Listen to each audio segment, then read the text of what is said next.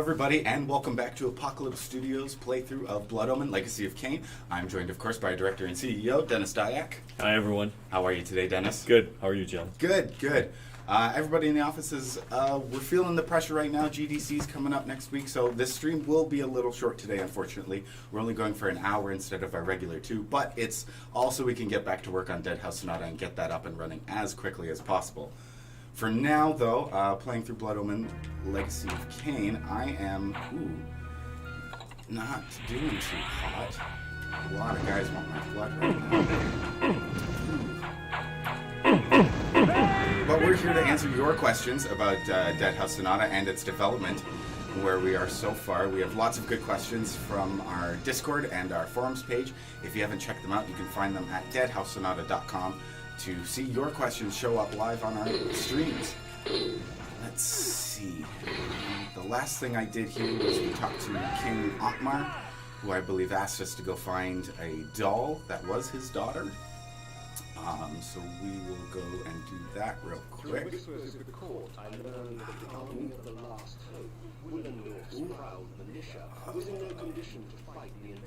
And let's see. We have our first question from Roban from our forums. If Giga House is looking at Norse mythology, what other mythos are you drawing inspiration from for Dead House or for the House games? That's a good question. So it's the best way to answer that. So first of all, I don't want people to get the misimpression that Giga House is only going to be based off Norse mythology, because there's giants from all over the world. And the same with Dead House. Dead House is primarily what I would say is Gothic or Gothical in nature, but we're going to be looking worldwide for some of the mythologies. So for the rest of the houses, with that being answered, we're looking at everything. Research into all of the different mythologies, anthropology, world history. These are things we do with every game. And we are looking at all kinds of different backgrounds and research. So just in general, Lovecraft is going to be coming in. There's all kinds of things that we have coming that I think people are really going to like. There's, with some of the... there's just almost everything you can think of. Mm-hmm. So I know there was a lot of speculation on the website. There's a big forum post that I believe Golden Zan made talking about speculations for Giga House. Mm-hmm. And even in that speculation, like frost giants are Norse, but minotaurs or cyclopses, which are more of Greek mythology.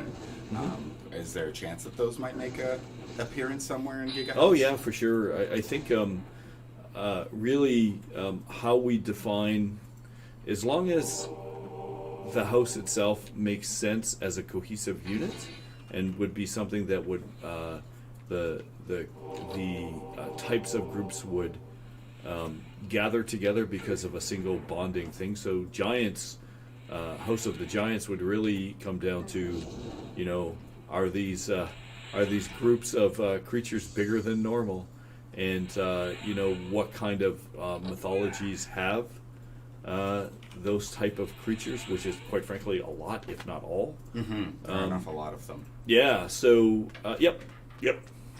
All sorts of stuff from all sorts of inspirations.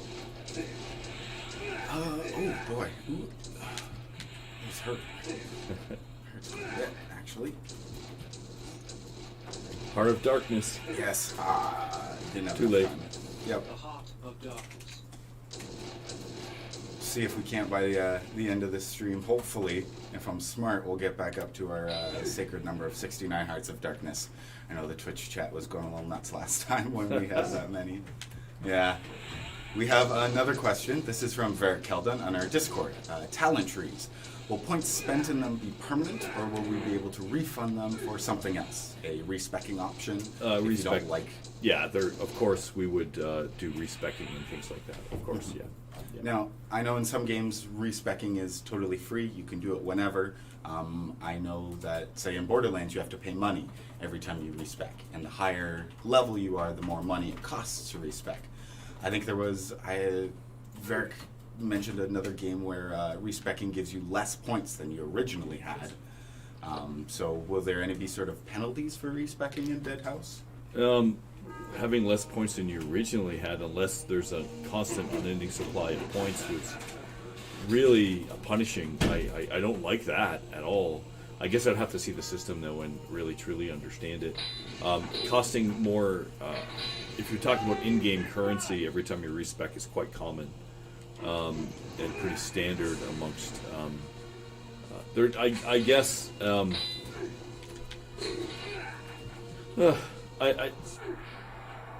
we would have to go into the depths of the system. There would definitely be respecking and there will be cons to doing it, but how severe those are, I would imagine they'd be on the lighter side, not on the heavy side. Mm-hmm. Yeah, it never really feels good to...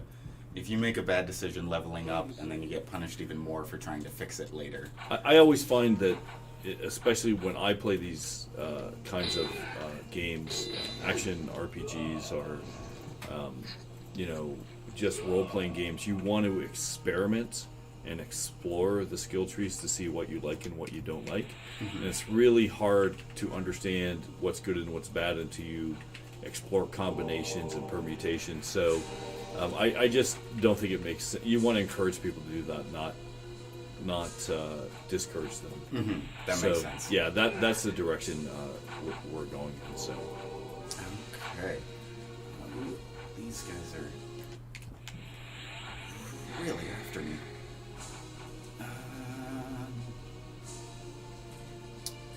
Let's see. I have to try and find out how to get that door open. Inside, I suppose. Save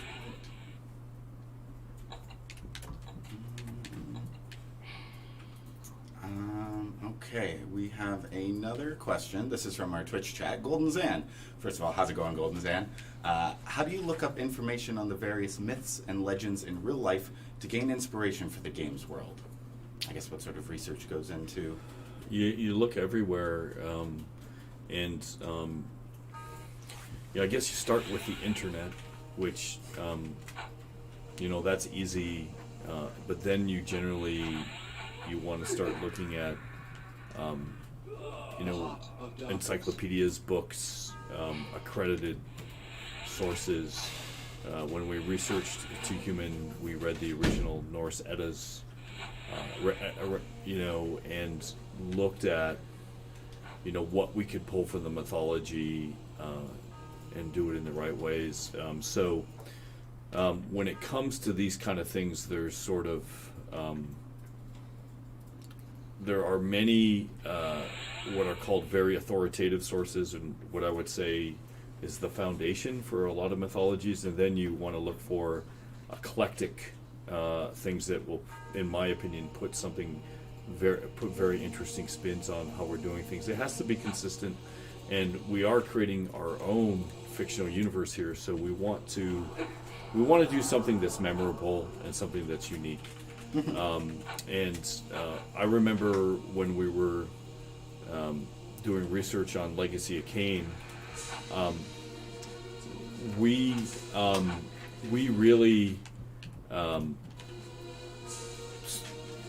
really looked at some of the vampire mythologies and what you saw in movies. We quickly realized was a modern creation compared to how vampires were understood 200 years ago, where dying in the sunlight was never a thing, and which was great because I thought that was so limiting. It's why be a vampire if you can instantly die when the sun comes up? You got a problem there. So anyway, stuff like that I think really is makes things really fun. And so we will just look everywhere. Okay. Yeah, I know that. A lot. Thank you, Sailor Midgard, for letting us know how to get in here. I just trying to. Did I hit the switch? No, that's cancels it. Not that one. Come on. There, that should be good now. Did that open the door? No, it must be another one. Unless I already hit that switch and then turned it off again. I don't think so. Might want to look at another tower. See if, yeah.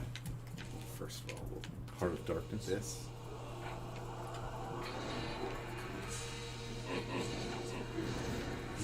Okay. Faceless Mike from our Twitch chat says, what are you most looking forward to including in the game? I'm personally looking forward to rolling out the game, just having people experience the game as we see it, because it's quite clear by looking at the comments, even some of the things on social media where people are surprised when we're talking about the world map and the Goswa. People are like, oh, I thought this was procedurally generated. Why do you have a map like this? And then starting to realize some of the things that we're doing are very, very different. And because we're having, we are using some procedural generation, but we do have a persistent world. Mm-hmm. How exactly we're doing things, it's difficult for us to explain because we're living and breathing it every day. And I think once gamers see what we're doing, I think they'll really like it. So hopefully they will. I know I'm personally very excited about it. And it's really a combination of creative world design with understanding of computer science and structure, which is the direction that we're going. So that to me is that's what I want to see. So there are an awful lot of things that I'm pretty excited for as well to see in this game. We've been talking about deep social media integration and a lot of big data, using it usefully. I know that's something I'm super excited to see because it really hasn't been done before. If they do use big data, it's to sell you things and take away from the game experience in my mind. So a lot of that stuff's super exciting for me. Yeah, let's use the information to try to craft a novel and interesting experiences for the gamer. Because at the end of the day, it's all about the gamer. That's right. Okay, finally. Now we're in. Down. Ooh, he's got a big sword.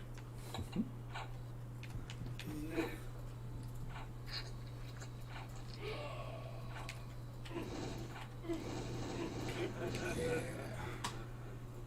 Sometimes it's not about the size of the sword. It's about how you use it.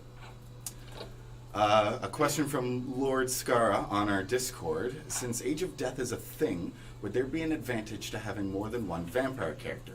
Could a younger vampire do something that an older vampire wouldn't really be able to? Yeah, I think if we're going to put in things, if for Age of Death to be done properly, if it doesn't make a difference, it's really a waste, and we shouldn't have it. So it would be my hope that, having different vampires would, there would be a completely different experience with how you build them. So, So always going in and, respecing and changing your character, there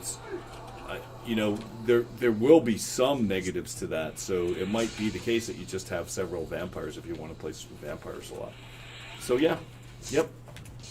Okay. So I'm a big believer in that. You haven't truly played a game if you only play as one character or one class or one whatever. You need to try everything out and explore and see different avenues in the way the game wants you to approach something. Obviously, there's a solution for every character, but let's. Ooh. Okay. There we go. Finally. No, don't hurt me. Good. Oh, some Hearts of Darkness for you. Hearts of Darkness. 54, and 15 more to go. Sailor Midgard in our Twitch chat says, in Dead House, are vampires only made through feeding, Or like Kain, can bargains be struck with other beings? I guess it's the nature of Both, I would say. the undead, yeah. Okay, so it could be either or then. That's really story-driven and narrative. Because I think that would have to be the case, quite frankly, because if they were only done through feeding, then how did you have a chicken and the egg problem? How could you have a vampire ever then? So there has to be a way of creating them without feeding, right? That makes sense.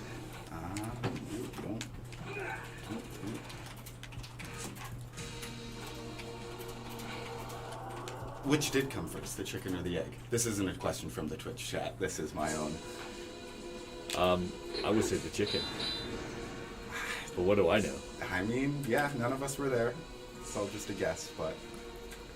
I mean, the chicken had to have come from an egg, right? Not necessarily. But that's how they reproduce. A philosophical question for another time, I think. Absolutely. Okay, got that flight path unlocked.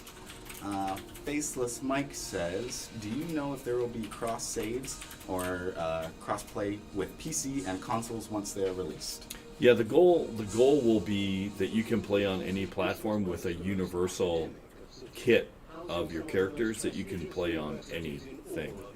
That would be the goal of doing it. That's the whole idea of sort of cross play as far as I see it. So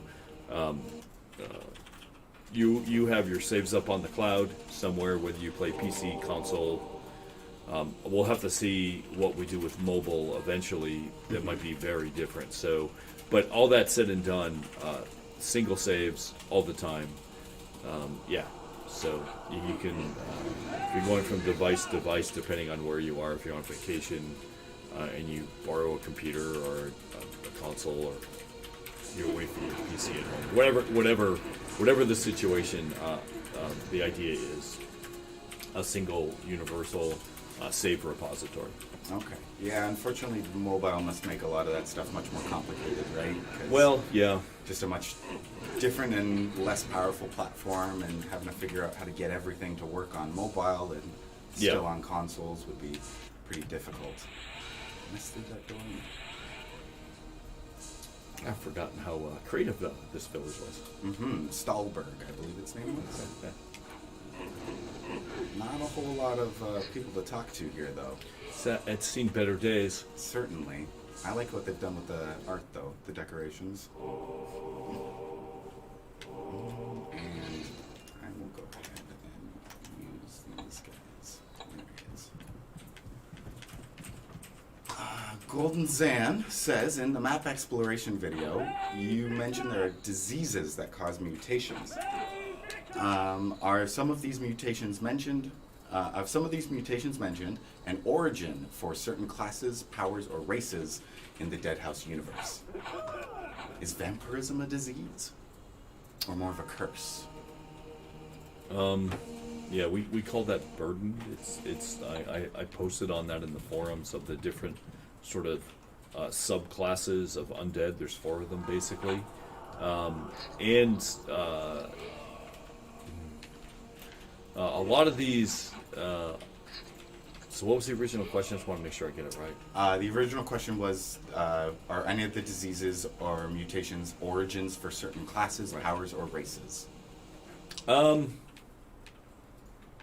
Some maybe. A lot of it, not necessarily. I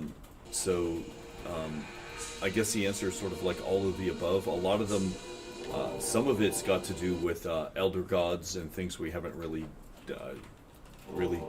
had a deep dive into yet, which we will. There's politics happening at various different levels. There's the mortal realm, there's the immortal realm, the ascendant realm, the god realm, the elder god realm. So there's all of these different levels that I think make story, narrative, and world building interesting that we will be exploring. And we look forward to rolling that out and discussing it with the community and have the community, participate with us. So, yeah. I know that they were already very, very excited to see like the map exploration video.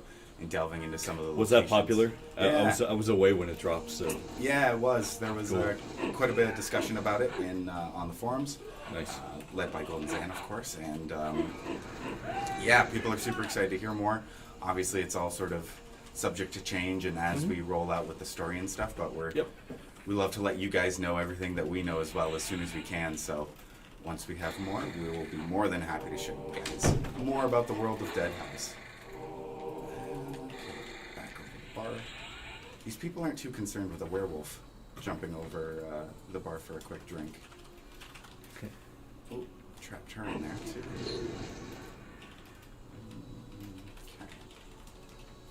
Okay. Chest. You want to? Oh, okay. Yeah, there we go. Roband on our Discord has asked, do different classes in Deadhouse have different weaknesses, or are they all affected by the common undead weaknesses? No, they'll all have different strengths and weaknesses for sure. Different advantages and disadvantages. They will share certain traits. All undead share the trinary archetype as defined, and understanding that system is key to playing the undead. But classes will definitely be very different. That's the whole idea of having them, is that they should be a different experience. Mm-hmm. I know we had talked before on stream as a Revenant player. If a Revenant loses all their vitality, they become an artifact. And priests might start gathering around the artifact to perform an exorcism in order to truly vanquish the Revenant. That won't be an option for other undead. A vampire doesn't really care about an exorcism, or... Oh, no. Not quite.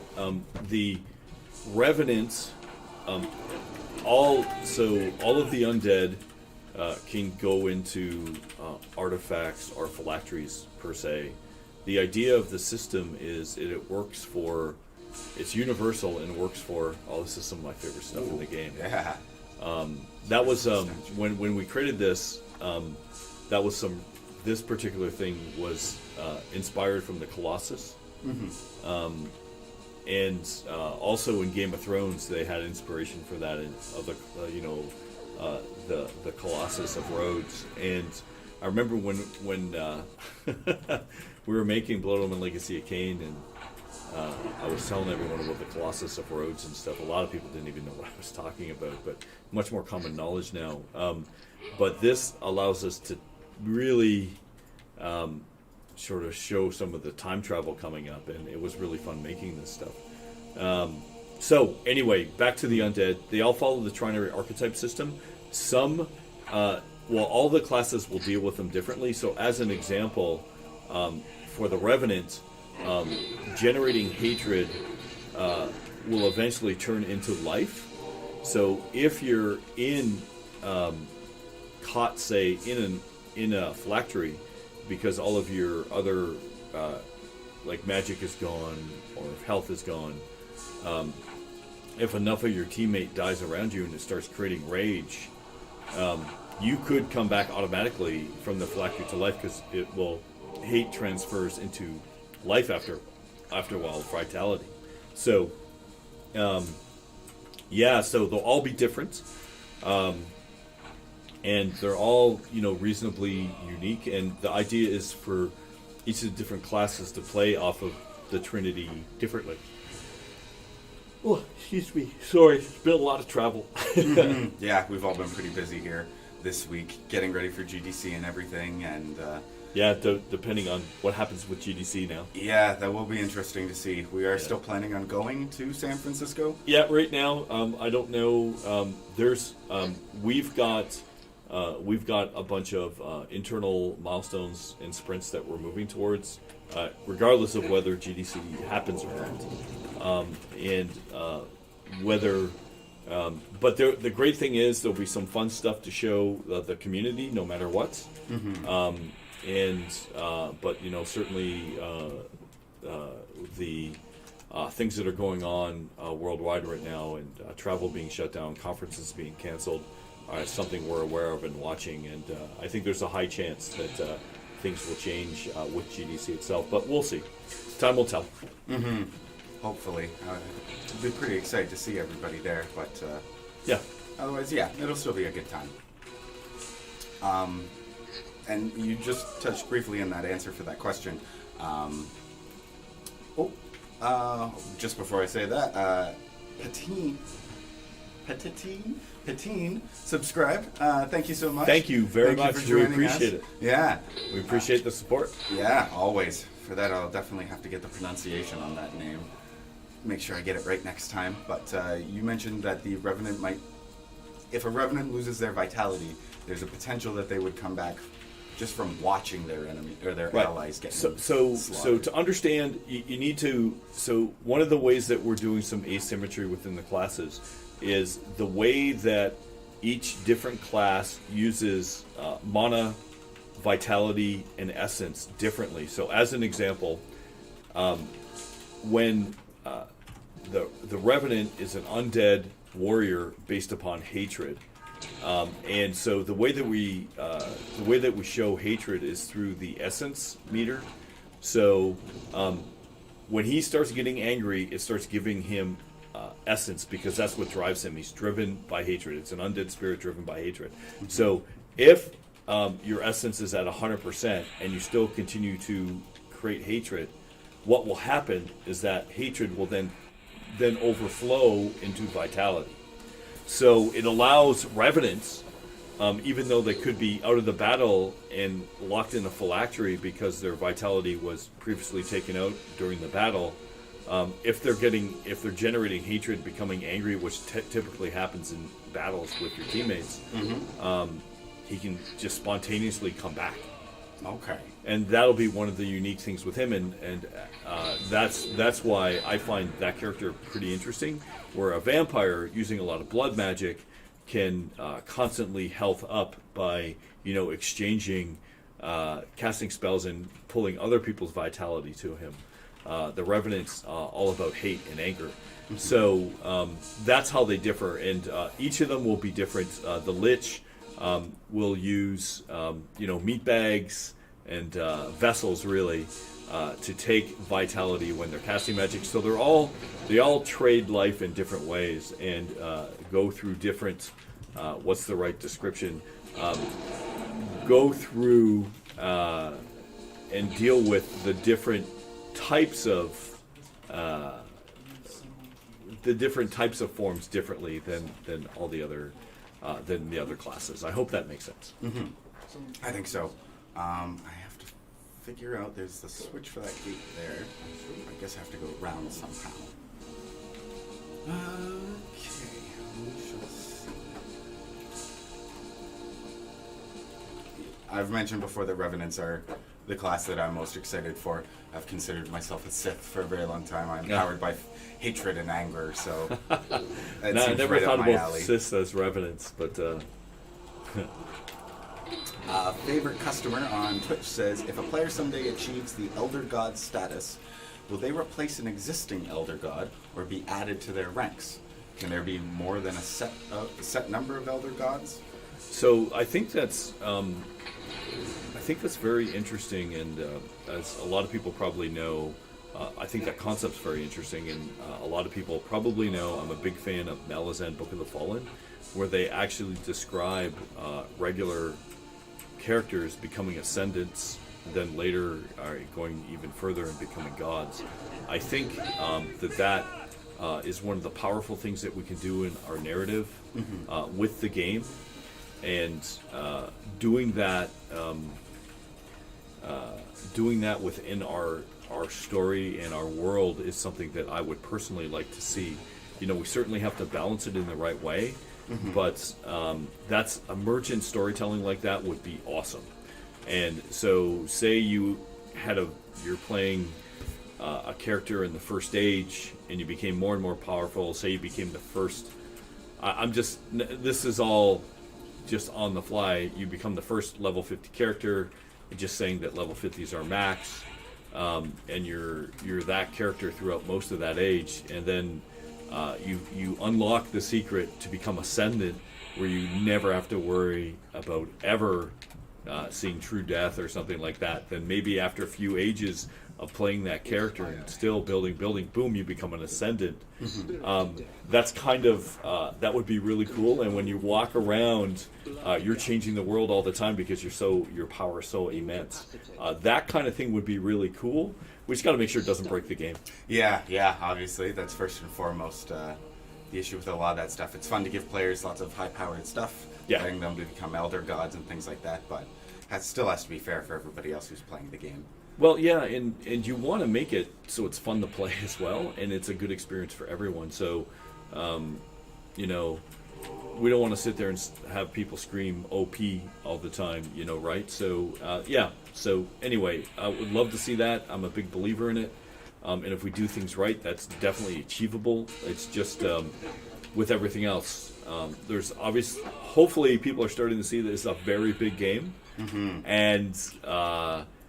When I think about the entire scope and when I talk about it with people here and former colleagues that I've worked with throughout the industry, they're like, dude, this is the biggest game you've ever made. I'm like, yeah, it's big. And right now, we're still early on in development, so please be patient with us. We're working as hard as we can, and small steps, everyone, small steps. I apologize, Twitch. Sailor Midgard, thank you so much for the tip. I have to go upgrade the mind control spell, which I believe... No, it's not this one I want to fly to open that gate and get those guys under my control. That upgraded Spirit Rock should be... That's Avernus's Cathedral. We'll start there. Let's see where we're going. Roband on the forums has asked, will underwater exploration be possible, or do the undead hate water? Maybe there'll be a spell that allows the undead to travel underwater. I don't see why not. I would think that some particular types of undead thrive in water. So the answer is sure, why not? And it's I see no reason to have any kind of limitations on that as of now. So yeah, and speaking of the sort of common undead weaknesses, traditionally undead don't like running water. Or vampires do. Vampires don't. Vampires don't like don't. running water. Yeah. Unable to cross it. Other types of undead, it's irrelevant. So it's just a different. They're just walking along the ocean floor like it's no big deal. It's not like they have to breathe. That's the a big inspiration from Warhammer, the Vampirates, Vampire Coast. That's their whole shtick, is that they are vampires and they use zombies to go underwater for them and dig up buried treasures that no one else can reach. I love Warhammer. There's so many things about Warhammer. So Warhammer, obviously, an inspiration always. I'm a big Warhammer fan.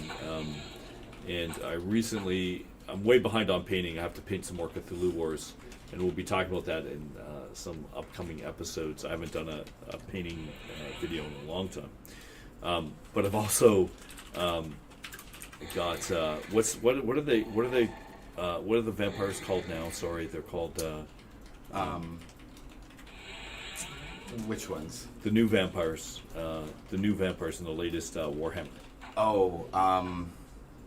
I'm blanking on the name. I shouldn't be, but anyway, they're super cool. And I really like where they're going with the design, and I love how they're combining sanity or insanity with the undead. I think that's just some cool stuff. I have to get around this bowl. It's hard to talk and play, huh? I know it is. I have sometimes, like when I'm answering the questions, I often will lose track of what you're doing, and then when it comes to helping you, I've lost all context in the game, so it's very hard to follow. No, I understand, and I know we talked about this when I started here. I thought it would be slightly easier than this to talk and play at the same time, but it is way more difficult than I thought it was going to be. Oh yeah. Especially keeping coherent thoughts. Yeah. Okay, so I have to reset those boulders to go push them in a specific way. So I should be able to get past this. Can I push them that way? Yeah, there we go. Okay. Made that way more difficult for myself than I needed it to be. Cyan Stargazer in our Discord has asked, will there be weapon skins, or can you turn a weapon that you like visually into a skin to put on another weapon? There will be. So what we're leaning toward, like what we're working on, leaning towards, what we're doing is we're doing a double paper doll system. So there will actually be the weapons themselves and things that you pick up, of course, that will have their own look and feel. But then you will be essentially able to put cosmetics on virtually everything, change the look of something versus how it plays. Because if you don't separate that, you really, I think you will paint yourself into a corner.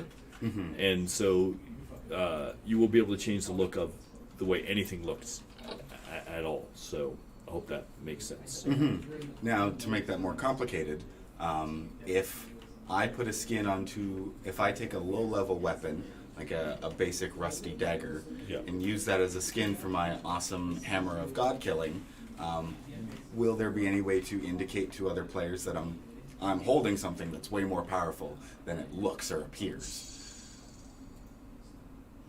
For things like PvP and stuff, that might become a little difficult, but that's... Yeah, there might be some rules in some of the PvP where if it's competitive, we say no cosmetics. Mm-hmm. I don't know. We'll have to see. That is a very deep question for something that's many years down the line. Mm-hmm. So, yeah, we're not quite there yet. So yeah. That's what I'm here for, though, just to ask the questions. It's a good question. Can't answer it. Yep. So don't know the answer yet. Okay, let's see. I need... I can't mind control you. So can I hop over? Probably not. I tried to Google the new Warhammer stuff in my phone. Oh yeah. The browser crashed, so it's so frustrating. I haven't played. I've never played tabletop Warhammer. Oh, you haven't? No, really interested. Just the, it's awesome. Yeah, I've played like the Total War. Total War is games. really good. It's really good. Now totally out of date. Yes. Yeah. You know, quite, well, the new editions have changed everything. Age of Sigmar is, I think, very, very cool. And they've done some things that have really turned the world upside down, and I personally really like it.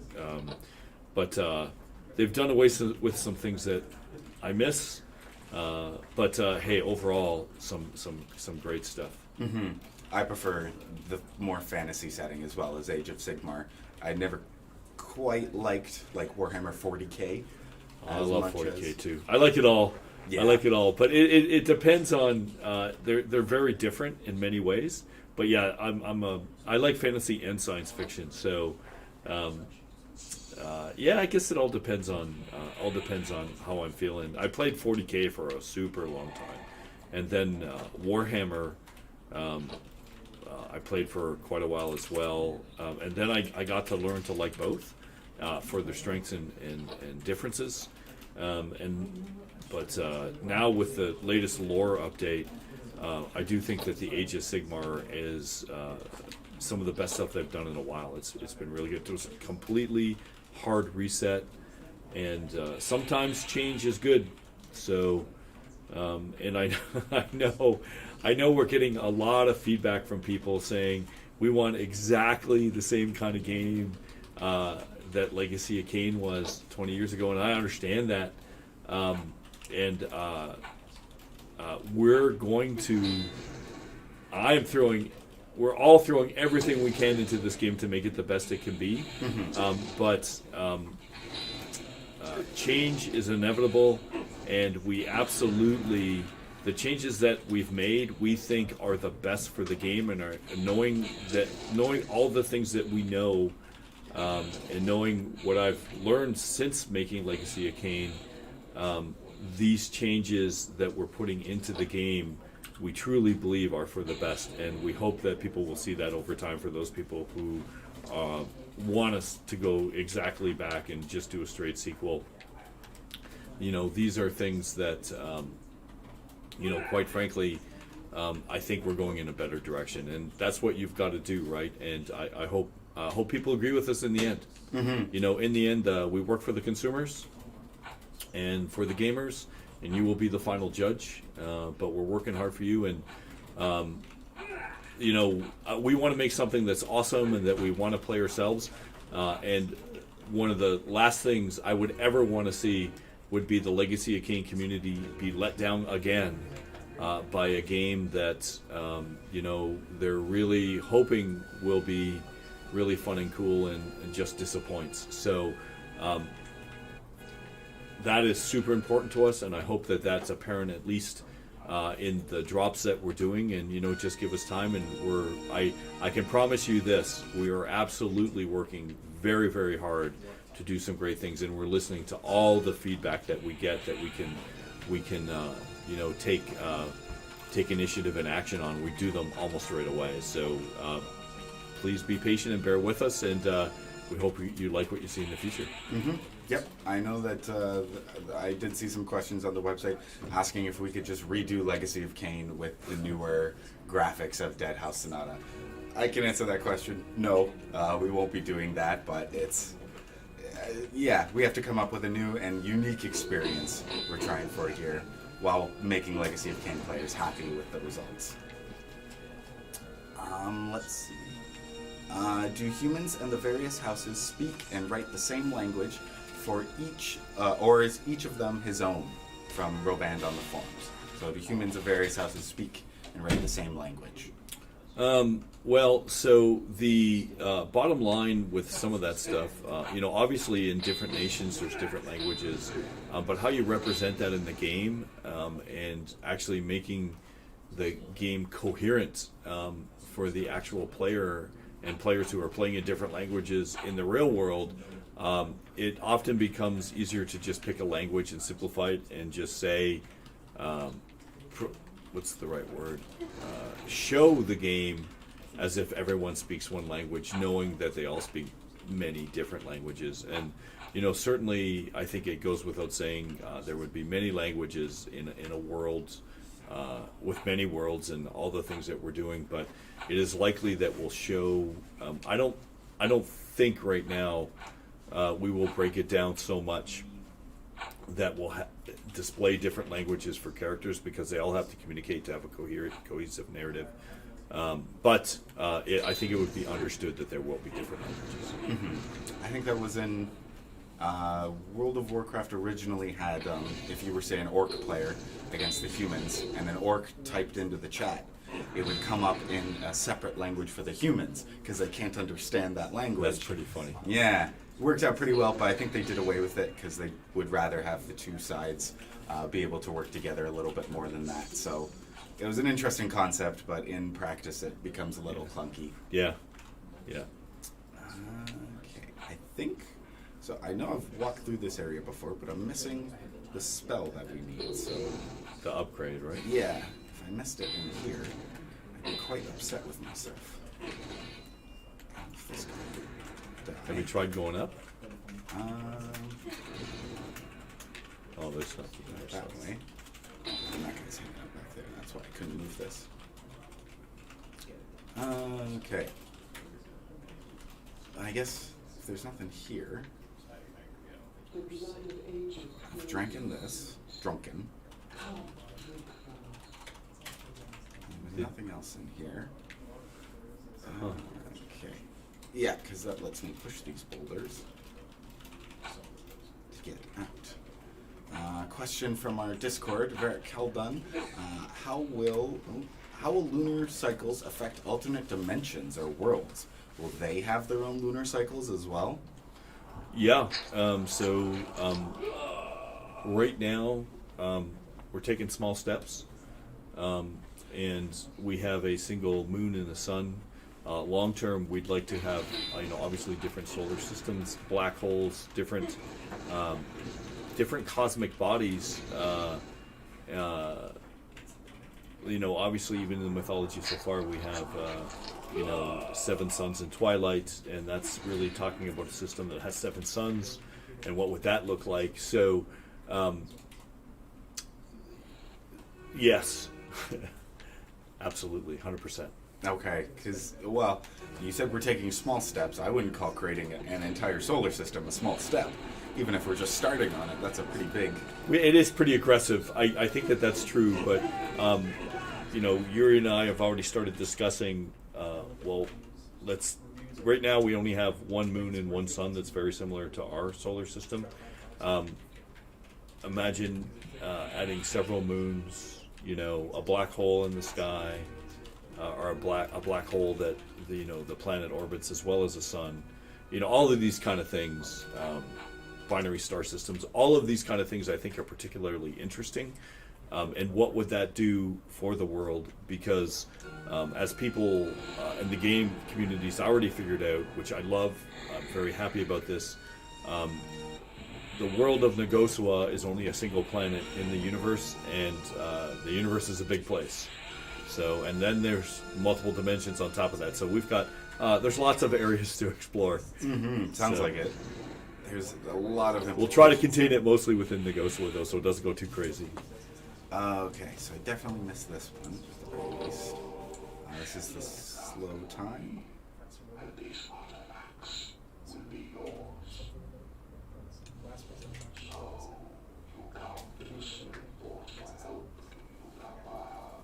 Yes, I do. Sacrifice blood for these objects? Why not?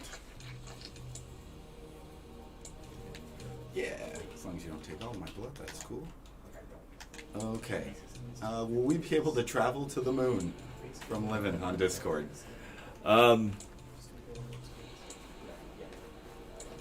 Potentially. Potentially, okay. You should theoretically be able to travel if it makes sense from a narrative perspective and it makes sense from a world building perspective. Going to different locations, different dimensions, or different solar bodies makes sense. Then yeah. Okay. Well, that makes sense. The undead don't need oxygen, so they can make it on the moon.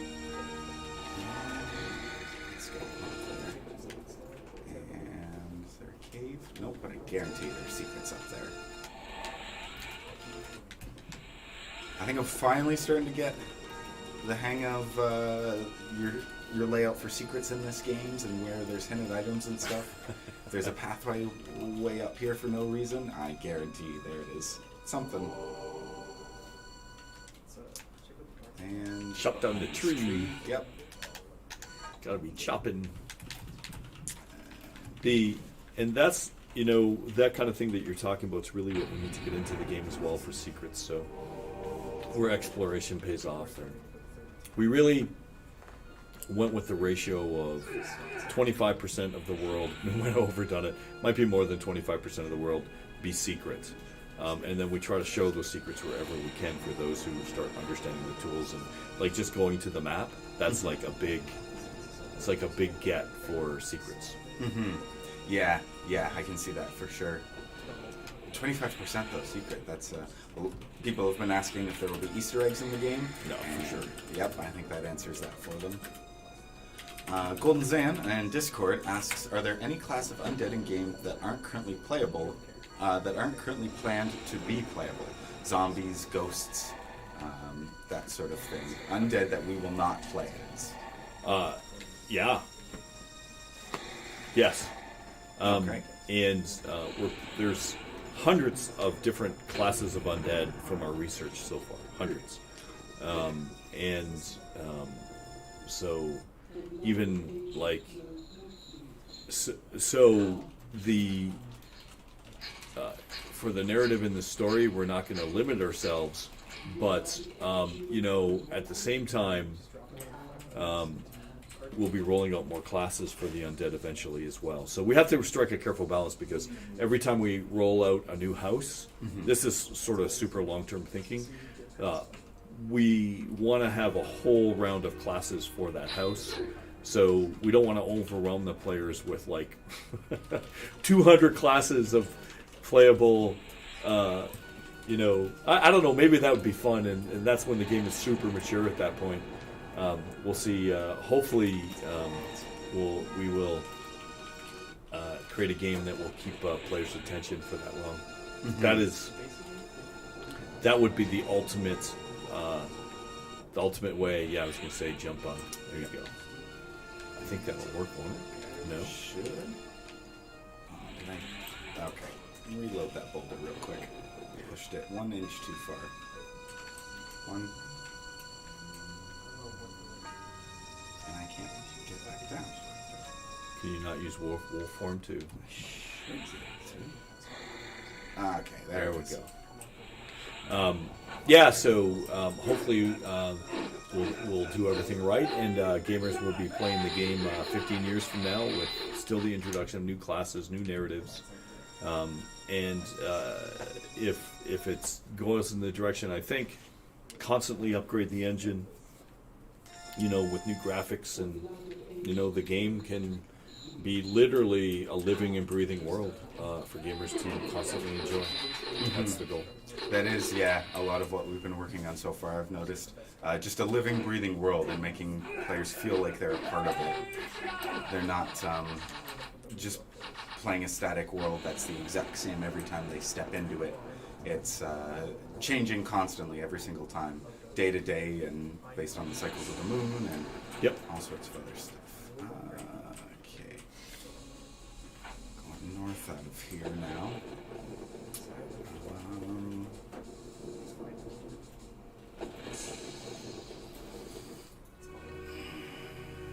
Now we have that, the time slow and the upgrade.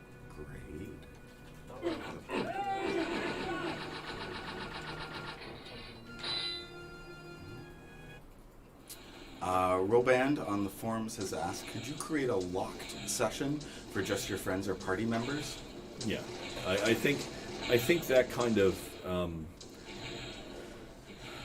the control of who you play with and stuff is a pretty key thing, pretty standard for these kind of games. And so creating an instance, those are things that we'll be definitely working towards. Mm-hmm.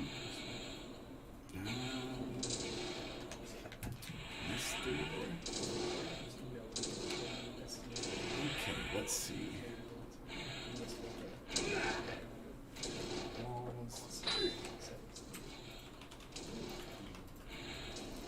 Yeah, and just to back to the question, multiplayer and stuff is all that is fun and all, but sometimes you just want a session with your friends or something to either mess around or to explore all the areas. And if someone joins who just wants to beat the boss and move on, it can become frustrating when you can't meet up with other players or prevent players with other goals than you from coming in. So, does that blood say help on the wall? Yes. Ooh. Hit the red jump.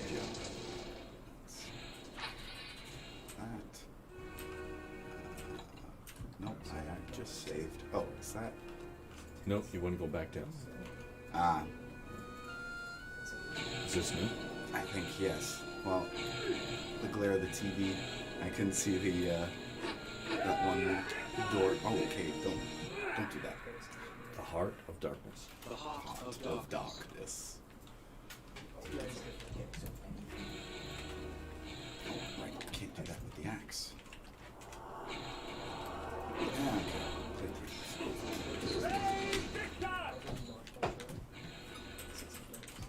That one, that. Oh, I need you for the switch. Gonzan in our Twitch chat has asked, how much room will there be for actual role-playing in the game, as you would do in a tabletop RPG? Well, with the deep social media integration and a lot of the options that we're having with the voice skinning, we hope quite a bit. I think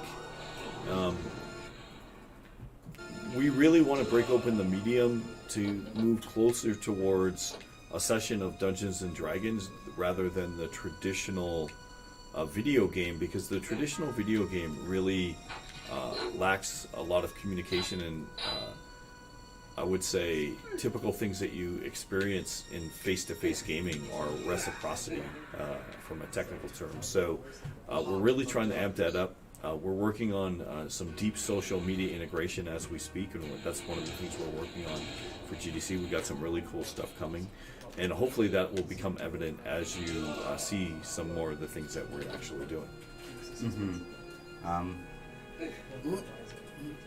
on, okay, where's the gap? Yeah, I was just gonna say that with you can call a game an RPG all you want, but if you don't give the players many choices or chances to role play, you're just watching somebody else's story, which can be fun at times. But we're trying to give the players much more agency and control over the world and feel like they're a part of it, as we said before. Okay, get you. See if I can get back around here again. Yeah, you got that button on top, right? Oh, actually, I think I missed that. Thank There you. you go. You're very welcome. You think I made the game or something? I know, yeah.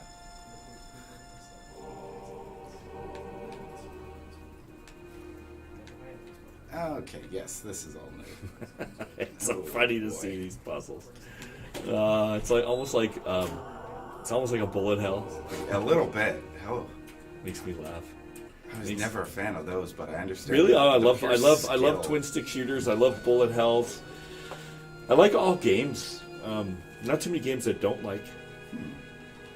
I never got. Well, I guess like Binding of Isaac I played, which is sort of a bullet hell, but not quite. Yeah. That was about the closest I ever got to them. Yeah. I'm playing all these different types of indie games right now, just killing time and just trying to decompress from all the stuff we're doing. But yep, lots of good games out there. Darkness before I pass on. Elv1 asks on the Twitch chat, how much freedom would we have in terms of story and doing random things in the world? For example, would we be able to basically abandon the main quest in order to chase a rumor about a powerful necromancer king to the north and then find his tower, kill him, steal his crown, and rule in his stead? Stuff like that's awesome. Certainly, yeah, I think that we would really encourage that kind of freedom, and that would be one of the goals of making the game. So sometimes when you want to explore a world, you don't want to necessarily have to just sort of focus on the main quest and go. And there are a lot of things, even Legacy of Kain, where you don't have to do that. You can just sort of wander around and find the secrets. And, but then eventually you either run out of ideas of where to go, and you just keep continuing on the main quest, and it opens up some more. So yeah, the great advantage of we had between, say, a traditional linear storyline like Legacy of Kain and versus where we're going now is that we can continually evolve and open that up. So once we do that, that will make as much as people want to see more and more of that, we'll be able to continually add and keep doing that. So it's some cool puzzles. That question reminds me very much of Skyrim. Oh yeah, it's a very big game. The main quest line was great, but I don't think I ever actually beat the main quest line. Yeah, I did both. Yeah. I had much more fun doing all the other little things and exploring the rest of the world than going and killing Alduin or whatever the end dragon's name was. I can't even remember now. Okay, that. Let's see.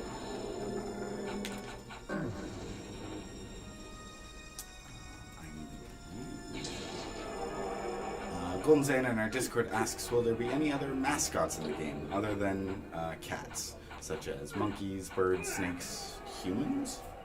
Question mark, question mark, question mark? The last one's very interesting, but yeah, I would say yes.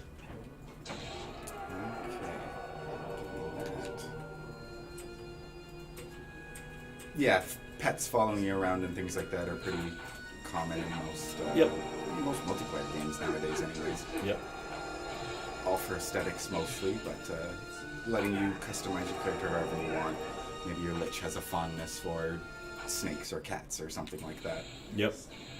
Well, I think you now have... Yes. This should be the upgrade I need to go back. Do that before I forget.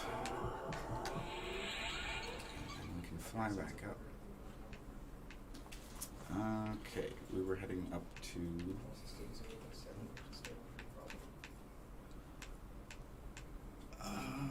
all the way up Nope, this was not it. But that we are now at the 1 hour mark. If I can find my way back to... Oh, okay, there it was. I just saw this flight path. Now at the 1 hour mark, just to make sure that we have made a little bit of progress today, I'd like to go open up that gate so I don't have to remember to do all of this next time. Yes. You should definitely save it. Yes, and save it after that as well. No, we came through here. Through here. Up this way. Let's see where the nearest save point is after all this.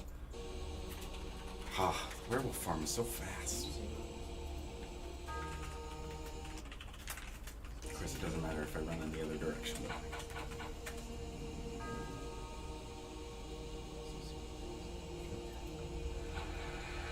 Excuse me, pardon me, coming through.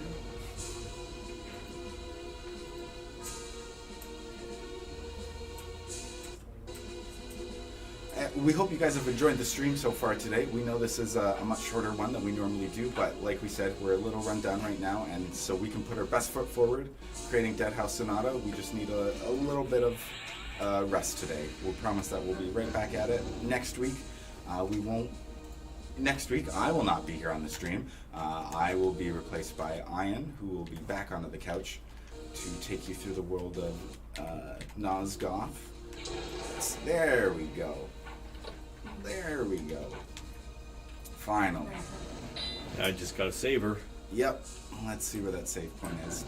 Was there anything else you wanted to add, Dennis, before the end of the stream? No, we're really excited on some of the stuff that's coming. I can't wait to roll it out, and I think it's going to start to really show some of the directions that we're going in. And I know there's a lot of trepidation out there about having a free-to-play game and narrative, and some people thinking that they're an oxymoron.